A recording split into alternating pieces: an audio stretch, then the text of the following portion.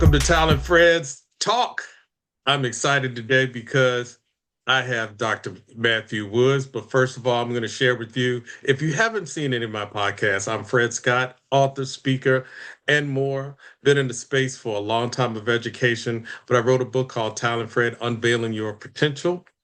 And in that, I wanted to have a podcast series that help people to unveil their greatest success path and in their journey. And so in these series, we'll be looking at maybe 6 different pieces of my framework. And today we are happy for the mere fact that our audience, which is you folks that are looking right now, will get professional advice, guidance, and support towards not only your journey, but also in this one is their success path. So today it aligns with following pieces of my framework, which is achievement, leadership, education, and thriving. And especially this young man, and I'm gonna say young, I'm gonna take it. I'm gonna take it. Because we wanted, I want him to hit on something about our kids, because children who are growing up in this society right now, they're looking at us and they want to be something. So we will talk about his series there. So Dr. Matthew Woods, who's had an extensive background in education, I'm going to let him tell you a little bit about himself so you can get that firsthand. Well, I appreciate it, Fred. As always, brother, it's a pleasure to see you, to chop it up with you and connect. For your listeners, I'm excited to be on here on Fred's podcast. I just got to throw the plug in there. He's got a great book, y'all. You got to check it out. You got to check it out. But like I said, I'm excited to be on here. Just a little bit about me. My name is Matthew Woods. I'm an educator by trade, by heart. I've, I guess you could say I've pretty much served in almost every role essentially within education, from a high school history teacher to then at the building level as an administrator, as a middle and high school assistant principal, been a middle school principal. Then I made the transition, excuse me, to central office. So I've been a director of student support services. I've been a assistant superintendent of student services, and I currently serve as a deputy superintendent of instruction and leadership for a school district. I have taught at the college and the university level as an adjunct professor. I've been a field supervisor for student teachers.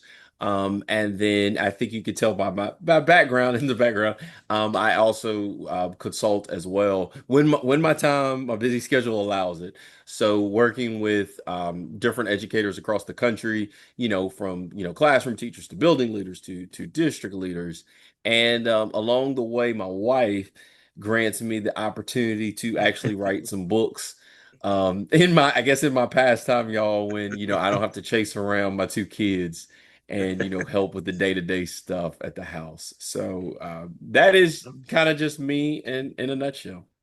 Well, one of the things I like about you is when I read what he offers as in his professional services to educators and from K through college, I love the fact leading, leading, leading through the woods, out of the woods, whatever the woods you're in. Matt has something to lead you out of the woods. So, to our listeners and to the audience today, and those who are going to continue to listen, he's going to help you to lead out of the woods. So that's our theme for today. So I'm going to go ahead and kick off with the following things. You talked about your line of work, but we know he's in education in that space. I want to talk about for kids because you got some children's books. It's not that often we hear about kids and books that's designed for them, especially when they can see a book um, of different occupations and et cetera. So I love the fact you got Hilton. Hilton. I could resonate with Hilton because I never forget Thank my favorite children's book when I was young, which was The Snowy Day. So when I looked at Hilton, I said, "Oh, look at Hilton, and you're helping him in his imaginary journey." So you. y'all Yes. getting that young man or that young lady, they can pick up the book. I don't care, regardless of the age, but really for children for that. And so, how are you helping children discover um, who they want to become? Now, when I was young, Matthew, I wanted to be an architect. I wanted to be Okay. this, that, and the other. Well, I'm not that, but at least I had a dream. So, talk about your I want to be series. Yeah, so I guess maybe this is embarrassing to say, Fred. So we might have to edit this piece out of the video, right? I would like to, I guess, lie to everybody and say, hey, I wrote the first book in the series for everybody else. I was actually very selfish. The idea actually came, I wanted to put something in my own son's hand. Well, guess So what? No, and you know this is unedited, so this yeah, is real and raw. well, I guess I can't backtrack now, right? So, It's all but good. no, the book series started. So my son is the main character in the book, Hilton, for the audience, for the members, listeners, excuse me.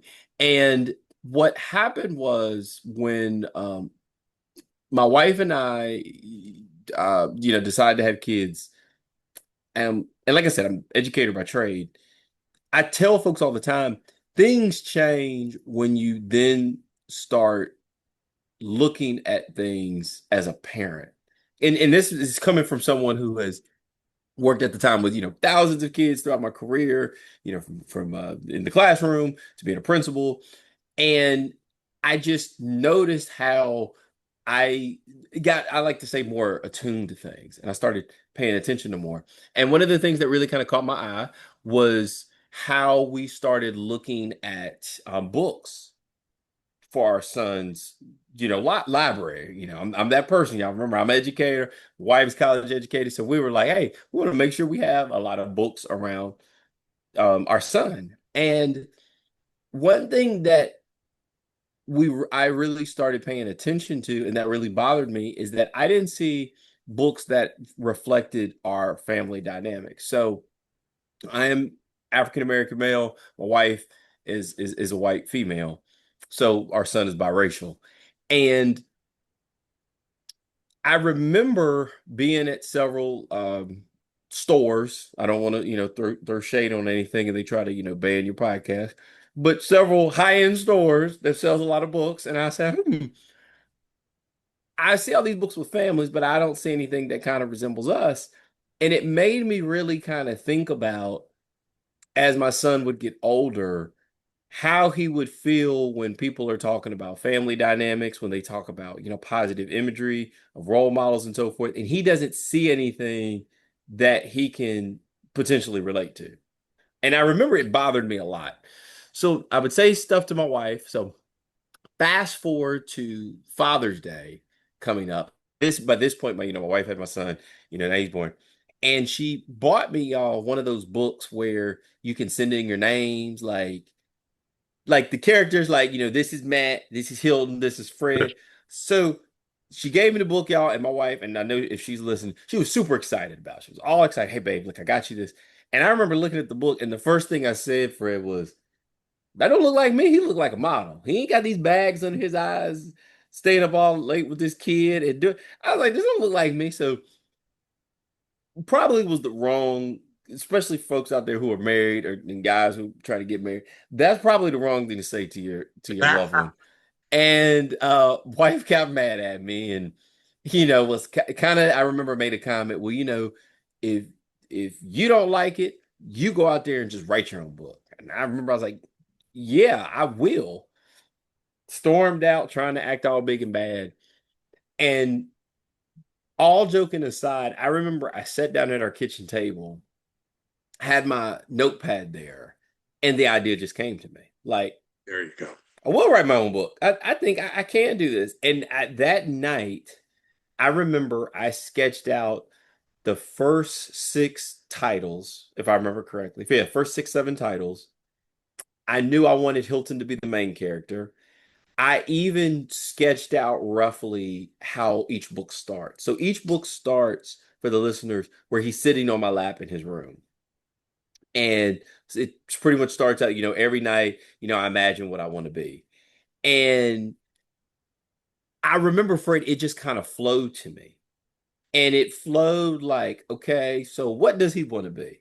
And then I thought about, okay, what are all the professions that immediately come to mind, and some I end up looking up later, that when we talk about representation, where we don't see men of color in traditionally. So then I remember thinking to myself, okay, lawyers, veterinarians, meteorologists. Like I remember I could just start like pew, pew, just popping them off, popping them off. And what I did was then I thought about the educator in me. And I thought about Oh how many yeah. times I've had conversations with parents and families, and I'm just going to use lawyer as an example because if I had a dollar for every time I heard someone say, "I just want my kid to be a lawyer, I just want my kid to be a doctor." Well, do you know that your kid got to go to school for about 8 years, 8 to 10 years? And I'm talking about y'all pre-high school. Do you know your kid now has got to do all these internships and take all this licensure test? Like, do you know that for jobs like that, majority of the time you have to make a significant move? Because yes, you make a lot of money in those positions and so forth, but they're not a dime a dozen. Like you typically have to go somewhere to be the only one there, or in a smaller group, because you are like considered the expert because of all that knowledge and things. Like I remember thinking like, hey, these are the kinds of things that I think when we mean well for children, people don't think about all the other things that go into it, right? So that is what then led me, for example, like when you read the books, we are very specific about the academic language that we use in the books. So even though the books rhyme, we are very explicit in the vocabulary that we put in there. And not only are we trying to expose the children to specific vocabulary, we're trying to expose the parents and the families to the specific vocabulary. So when you see That's a word great. and you're like, what are they talking about? What would I do that? Okay, It it's opens gonna up the cause door. you to go, it opens up the door, right? It sparks that curiosity. And it's just so critically important. And like I said, bringing it full circle, when I wrote the first book, I Want to Be a Lawyer, I was so happy about it. I gave it to my son. I was, and I think he had just turned 2, I think at the time. So I was super excited, and my wife was excited, and someone had actually saw, I think, my Facebook post. They were like, "Hey, where could we buy one?" I was like, I really didn't set it up this way, but okay, I can see you one. And then I remember it was very much like grassroots. Then folks were like, "Hey, are you going to write another one? Hey, this is really good. Hey, Matt, I haven't thought about this. You kind of sparked me to think about this." And then before you know it, now we've got 8 books. Yeah, I think 8 books in the series. Now I had to think about it, brother. 8 books in the series. We actually have a couple Great. other on standby, and it has been such an amazing journey because now my son is now he just actually just turned 6. And now he's at the age where he gets it. And it is so rewarding. Um, and it's truly humbling because hearing the way he talks about himself and how he looks at the book, like when he'll say, like, "Hey, we're gonna read my book tonight. I'm gonna be an astronaut, or I might be a doctor." Or like now he's like naming all these different things that he wants to do. But you and I both know, Fred, being educators and working with kids, the first thing is you have to like believe in yourself. And you have to like not only just believe in yourself, but you have to have confidence. And when I hear him just say, like, "Yeah, I want to do this," or like he talked to my daughter the other day, "Hey, daddy's a doctor. You want to be a doctor?" And then my daughter too, she's like, "Yeah, I'm Dr. Woods." I'm like, "Okay, yeah, I'm Dr. Woods. I'm gonna be a doctor." They're Like both gonna be leading out of they the both woods. gonna be, yeah, and it's just like you hear these You're conversations, and talking I about a mindset, and it's a mindset, yes, and not only is it just it's not only just a mindset, but it's like this planting a doesn't seed. sound, yeah, you plan to see, it doesn't sound so far off. It doesn't sound taboo for me to say this about myself, to say this about my sibling, this my kids talking to one another. Isn't So that great? And you know what, Matt? mm, Not to cut across you, but you're bringing up something that if parents or a parent begin to plant that seed and have these kind of conversation, what can be, then it says to the child while they're in school, I could be that. I could be that. I've heard my parent. I've heard my grandmother. I've heard my uncle. And in our community, it's a good thing if we start planting that particular seed. And I wanted to say this to you. All of your children's book about I Want to Be Hilton.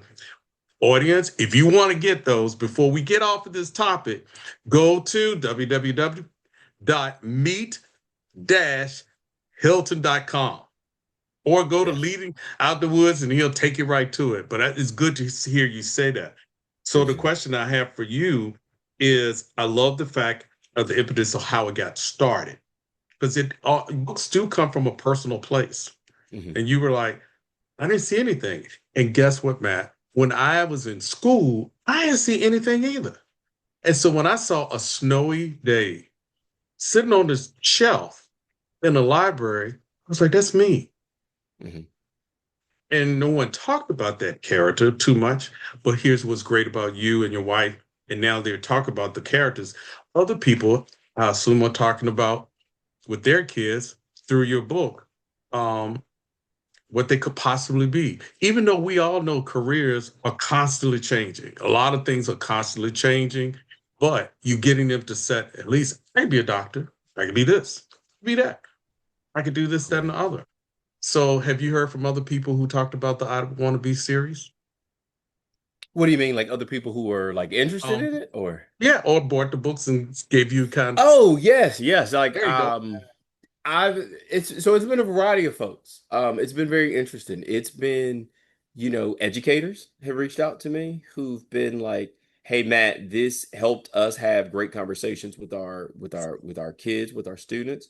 Different parents when they talk to me about how it has sparked conversation and curiosity for their kids, but most importantly, one thing that I really did not anticipate to that level is how many parents, and I would say even educators, where they said, "Hey, your books actually taught us something.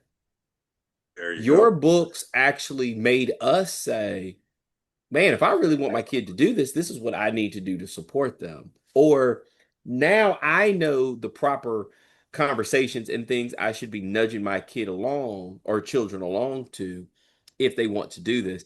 And to me, that has been very rewarding and very humbling because like I said, I never anticipated that. And God is amazing sometimes how he'll open doors and use something that you're doing, even very selfishly, to maybe be a blessing for other folks. Because for me, I was strictly looking at like I am thinking about my son and want to put something that he can look back later and be able to look at himself and be like, okay, like You're leaving a legacy for them.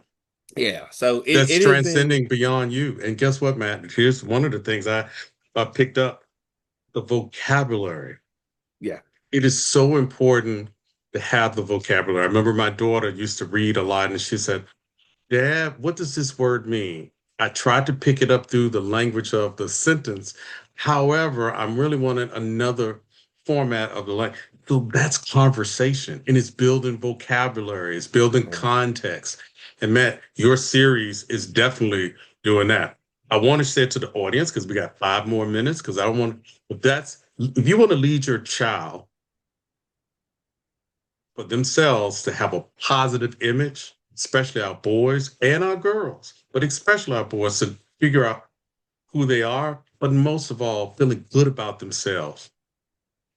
I want y'all to go to Leading Through the Woods, leading out through the woods, so you can find out about those things. But another thing he has, because I might even have to have Matt one more time for another session to go deep into about school etiquette. But I want you to tell the audience today, you're not just I Want to Be series. You offer a whole lot. Go to when you go to your website, Leading Out of the Woods. The children's book is just one thing, but he does coaching, he does assessment, he does a lot to help anybody in the space of education. So I want you to tell them, when you want to lead out the woods and you're kind of stuck in a couple of those areas, what can Matt do? Yeah, man. I mean, I've been fortunate. I've read several leadership books now. I'm actually in the process of working on my latest one, which I'm excited about. But yeah, but my first book, that first leadership book, Leading Out the Woods: School Etiquette or Nurturing School Etiquette for Success, the whole premise came from how do we create conditions to promote a positive culture and also promote high quality instruction? Mm, And you do that by having positive school etiquette. You have to have the conditions to facilitate learning. You have to have the conditions to facilitate learning. And you have to also make sure you're not making assumptions of children and the adults in those spaces that they know what those conditions to facilitate learning are. So the book is actually, once again, built off of doing something else unintentionally.